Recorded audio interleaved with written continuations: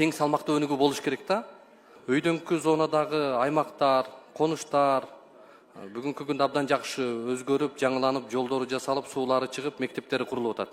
Бирок тилекке каршы ылдыйкы зона, Дордой тараптагы конуштарга көңүл сыртында мындай жергиликтүү бийлик тарабынан жакшы көңүл бурулбай жаткандай маселе каралып атат. Алмаз Акынжанович дегенде эле сизге суроо бергим келип атат да. Ушул жерде көп маселелер айтылып атат, көп маселелер көтөрүлүп атат.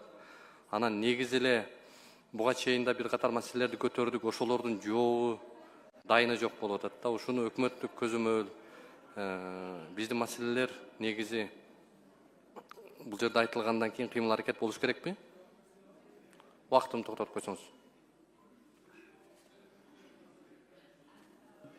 Кийинки сөз Козуев Алишер Абибилаевичте. Урматтуу төрайым, биз сурообузду бүтө элекпиз. Кечирим сурайм. Ушуну эске алып коюңуз анда, Алмаз Акынжанович. Баарыбыз эле айтып атабыз, бирок маселе каралыш керек. Көзөмөл кыймыл аракет болуш керек.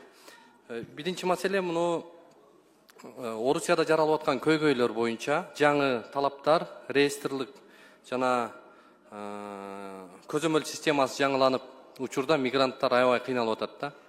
Бул боюнча көптөгөн каттар келип атат. Ушу реестрга каттоодо Орусиянын ички иштер кызматы пишат коюуда көптөгөн көйгөйлөр жаратып атыптыр да. Ушуну биздин элчилик менен же болбосо ушул консулдук кызматтар менен тыгыз дагы да бекемдеп, укуктук жактан ар тараптуу колдоо керек болуп атыптыр. Ушуну эске алып койсоңуз. Экинчи маселе, Алмаз Акынжанович, негизи мына Бишкек шаары борбор болгондон кийин борбордо тең салмактуу өнүгүү болуш керек да. Дегеним, мисалы өйдөңкү зонадагы аймактар, конуштар бүгүнкү күндө абдан жакшы өзгөрүп, жаңыланып, жолдору жасалып, суулары чыгып, мектептери курулуп атат. Бирок тилекке каршы ылдыйкы зона, ошол Дордой тараптагы, Свердлов районундагы өзгөчө конуштарга көңүл сыртында мындай жергиликтүү бийлик тарабынан жакшы көңүл бурулбай жаткандай маселе каралып атат.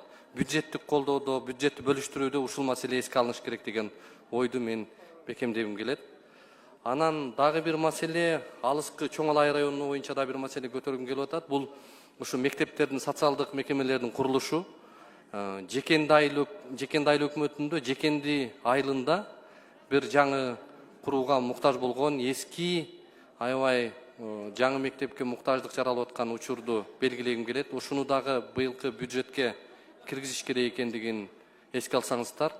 Анан Жарбашы деген дагы бир айыл бар. Дал ошол жерде дагы эскилиги жеткен мектеп бүгүнкү күндө жаңы курууга муктаж болуп атат. Ошону эске алып, ушул боюнча бир ишти бизге жолдоп койсоңуздар жакшы болот.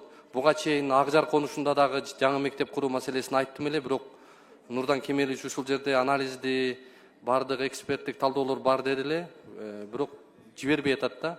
Ушул жообун дагы эмне үчүн курулбай атат, эмне негиздеме болуп атат, ушулардын баарысын мындай кагаз түрүндө мага жолдоп койсун. Рахмат.